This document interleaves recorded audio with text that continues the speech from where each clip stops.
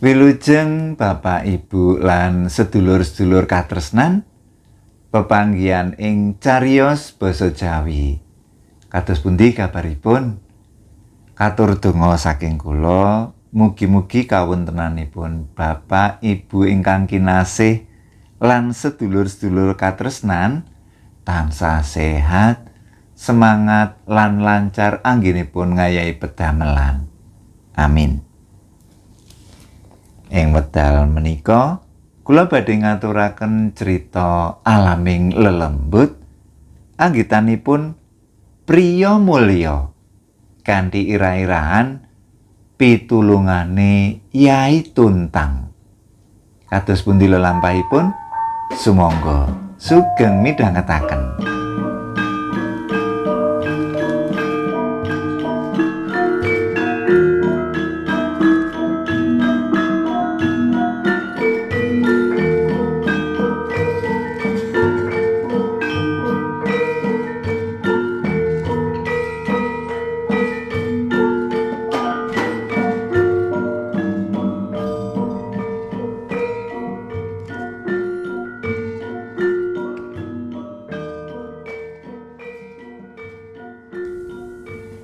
Nalika awal taun 1980 ana owah-owahan struktur organisasi kantor BUMN tingkat provinsi panggonanku nyambut gawe ing Semarang. Banjur ana alih tugas, karyawane padha dipindah ing tingkat kabupaten.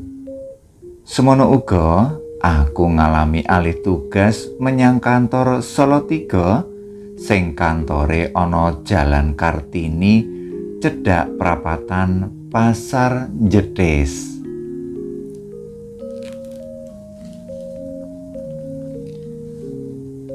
Omahku ana Banyumanik.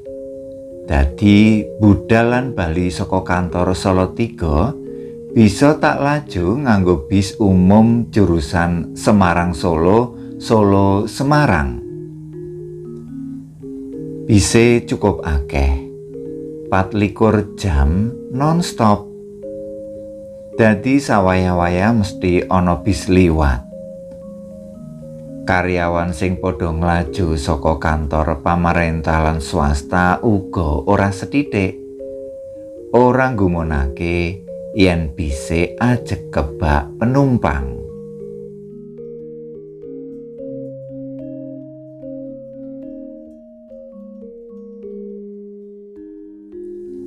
Urip ana dalan jenenge godha ya maneka warna, klebu sing jarene bangsa alus. Ora kabeh bangsa alus mesti jahil lan jahat. Malah ana sing becik pakartine lan gelem tetulung marang menungsa nalika ngalami rubeda.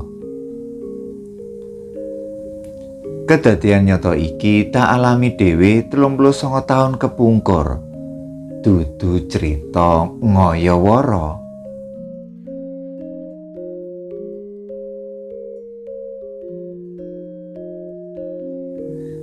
Mbok menawa warga sakiwa tengene Kretek Kali Tuntang isih kelingan nalika ana bis palapa kejegur bengawan mau tanggal 30 Agustus 1980. Aku salah sijine penumpang kang pinaringan slamet krana anane mukjizat saka Gusti. Mbok menawa lantaran Yai Tuntang, tak sebut ngono wae asmane, panjenengane nyelametake aku.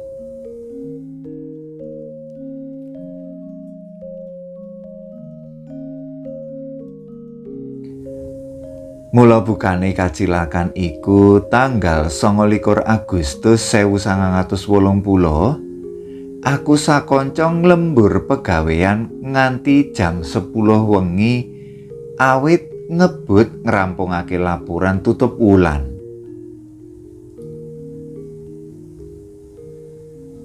Wengi iku uga aku mulih numpak bis jurusan Solo Semarang Nalika ngliwati Kretek Tuntang, aku mambu gondo wangi sing ndulek irung lan krungu lamat-lamat swara rame-rame wong duwe gawe.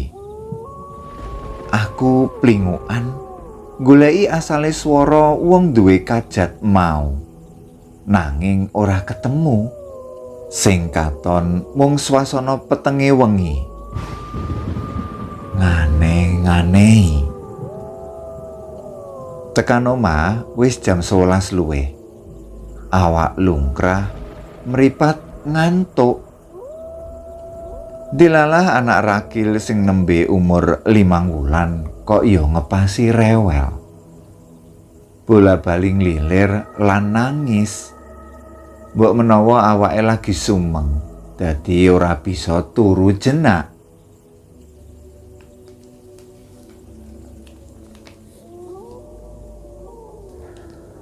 Esuke tanggal 30 Agustus 1980 jam 6.30 aku wis nyegat bis Semarang Solo saperlu arep budal ngantor.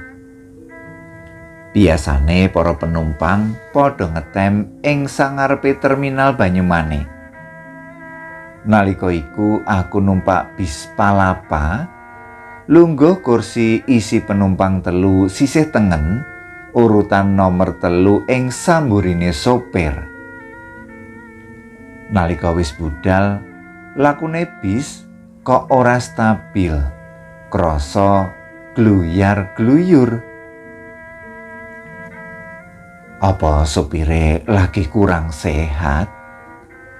Tekan ungaran tambah penumpang.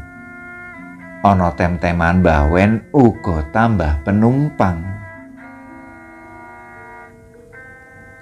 Lakune bis tetep kurang nyaman. Tekan dalan mudhun sawise kebon kopi, lakune bis kaya disawatake.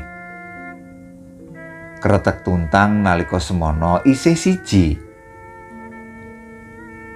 Lah kok ana pengendara Vespa metu saka dalan Kampung Wonoboyo sak lore Kretek. Vespa kuwi mlebu Kretek ngarah Salatiga. Aku sing lungguh mburi sopir weruh kanthi cetha yen maune lakune Vespa wis bener ing kiwa. Lah kok dumadakan ngiwar menengen nugel playune bis. Dadaku kemesar. Pikirku Vespa iku mesti ketabrak bis sing tak tumpaki iki. Nanging jebul pangiraku luput. Sopir bis mbudidaya ngendani tabrakan kanthi banting setir menengen. Akibate malah fatal. Mung itungan detik bise mabur ing sak dhuwure sawah sisih tengene jembatan, banjur biur njegur kali Tuntang. Aku isih sadar nalika panduluku peteng lan awak wiwit keblebek banyu. Aku mung bisa nyebut asmane Gusti Allah. Ya Allah, ya Allah.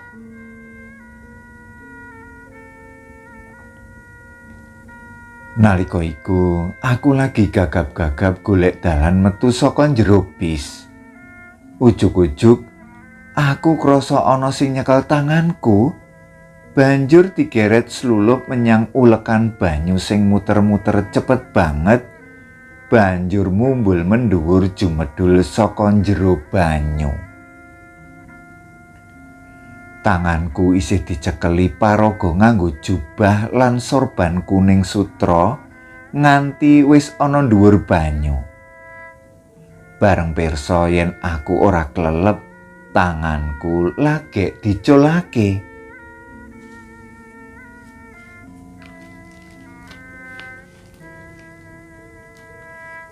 Aku gumun lan ngungun.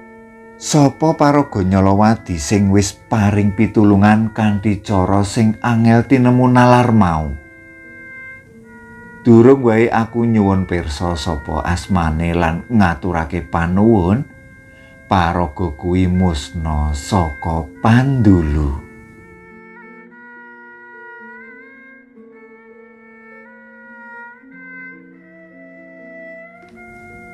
Aku isih gumun kepriye anggonku metu saka jero bis mau. Mongko tanpa nyenggol kursi utawa penumpang liyane. Aku banjur nglangi arep tumuju pilar jembatan. Ora kanyono-nyono ana sing ngrangkul bangkeanku saka sisih kiwa lan siji meneh saka sisih tengen. Mestine ya penumpang liyane sing uga golek slamet. Amarga diganduli wong loro, sanalika awakku krasa ambles ing jero banyu. Aku glagep-glagep malah bola-bali ngombe banyu. Yen kesuwen bisa bilahi. Tujune loro-lorone nguwali cekelan lan aku bisa jumedul ing dhuwur banyu meneh. Banjur enggal tumuju pilar jembatan. Bisa gandulan lan cekelan pilar iku sawetara wektu kanthi awak isih gemeter antarane syok lan katisen.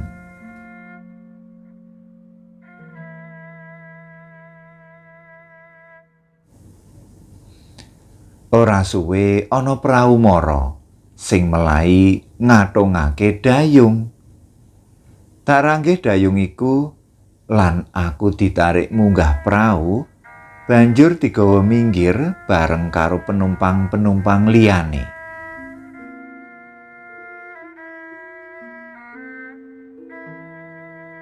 Krasa awakku waras wiris ora nandang tatu lan ora lemes amarga keblebek.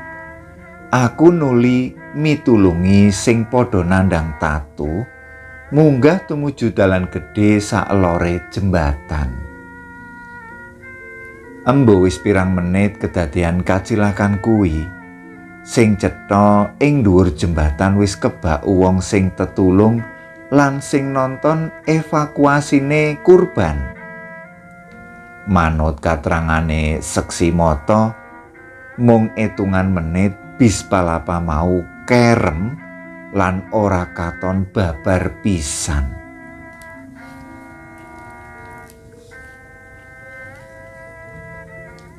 Ing dhuwur jembatan wis dicepaki truk kanggo ngevakuasi kurban tumuju rumah sakit Salatiga saperlu diusadani.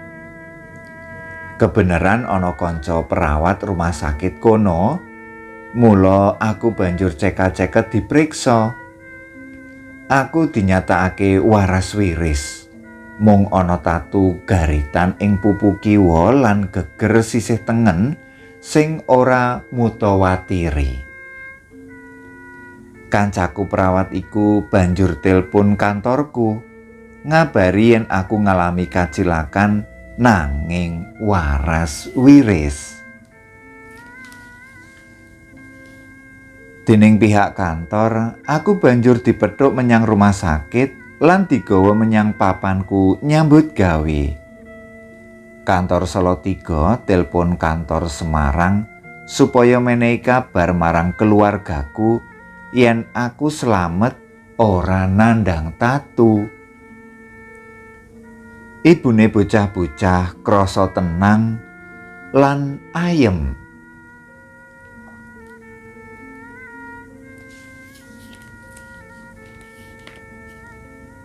Sawetara wektu wis lumaku. Ana tangga sing nembe bali saka kantore ngabarake yen ana kacilakan bis jegur Kali Tuntang. Penumpange mati kabeh. Sanalika ibune bocah-bocah nangis poyang-payingan. Banjur ditentremake dening ibu-ibu tangga teparo sing ngancani bojoku ana ngomah. Tujune ana kabar susulan meneh saka kantor Semarang yen aku slamet. Dening pihak kantor Salatiga aku ora oleh kerja mung dikongkon ngaso.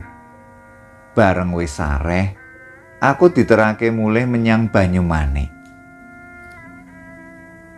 Tangga teparo padha muji syukur ing ngarsane Gusti dene aku pinaringan slamet.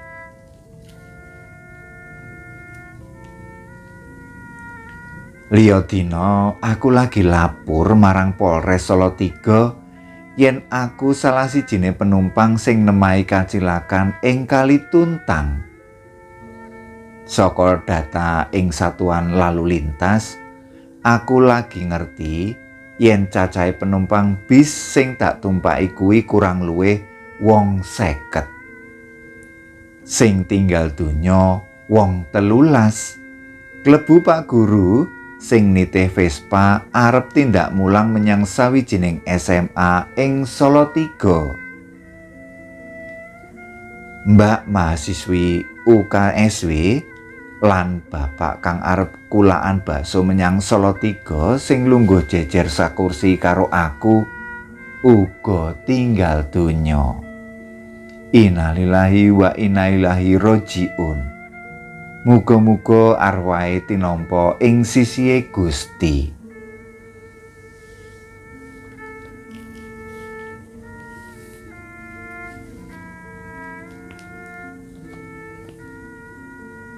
Ana pawarta yen seminggu sadurunge bis palapan nyemplung Kali Tuntang, warga sakiwa tengene kali padha krungu capet-capet swara keramaian wong duwe gawe, wong surak-surak, gamelan wayangan, nanging ora cetha dununge. Sing gawe cuwa, supir bis palapa mau ora tanggung jawab. Dheweke nyelametake awake dhewe kanthi mencolot liwat lawang sopiran. Tiba ing sawah sangisore jembatan, banjur munggah menyang dalan terus digawa kanca bis samburine. Sopir bis kuwi nembe lapor polisi ing Solo. Mbok menawa krana keweden dikroyok massa. Nalika kanca-kanca kantor Semarang padha tilik neng omahku, aku malah digojloki. Jarene demite ora doyan nadah kala mangsa aku merga awakku kuru. Kabeh gergeran. Ning ya padha melu ngrasakake trenyuh.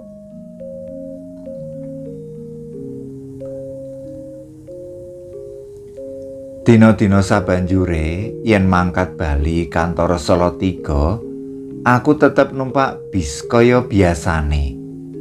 Mung yen ngliwati jembatan Tuntang isih ana rasa miris nganti pirang-pirang wektu. Karcis bis isih tak simpen nganti taunan kanggo pangeling-eling muji syukur marang Gusti kang paring keslametan. Muga tansah nir ing sambekala sateruse. Amin.